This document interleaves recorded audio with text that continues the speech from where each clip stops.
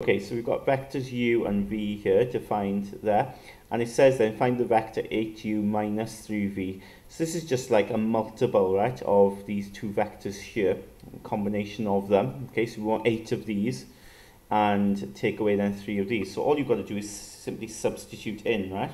So substitute u in there and substitute v in there. Okay, so v is 8i plus 17j. So we get 24i there when I times through by 8 plus 40j.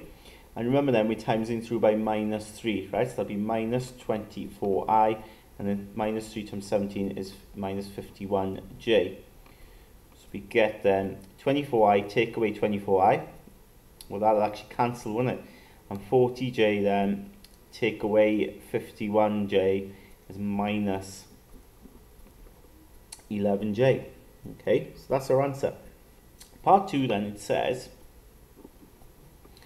the vectors u and v are position vectors of the points u and v respectively. Find the length of the line uv. So remember now, position vectors are special because they simply are giving you directions from the origin to that particular point. As I said, they act like coordinates. Okay, so in other words, we've got this point here u, okay, and the little vector u, okay, the little u represents the position vector. Okay, in other words, how to get from O to u. And the same then for v, we've got the little v represents how you get from O origin to position v. So they want the length of the line uv. In other words, they want to know how long this line is. So it's very similar to the question before. How on earth do you get that length there uv? Well, the first thing you do is you work out what the vector is uv. How do you get from u to v? Once you've got the vector, we can then work out the actual length. Okay, so the vector uv, okay, taking you from u to v. Now I don't know what uv is, the vector, but of course I do know how to get there from a different way. Yeah, I could go from u to o and then o to v. Okay, so I could do that combination, couldn't I? I could do that combination there. Now, of course, u to o is the reverse process of o to u. Yeah, just think of o to u, but you're going backwards. You reversing the root. Okay, to get from u to o. So we can write that as minus o to u. This is the reverse process plus o to v. And as I said before, often people like to write this then as ov, take away ou. So ov, what is it? Well, ov, remember, ov is just little v, and ou is little u. Okay?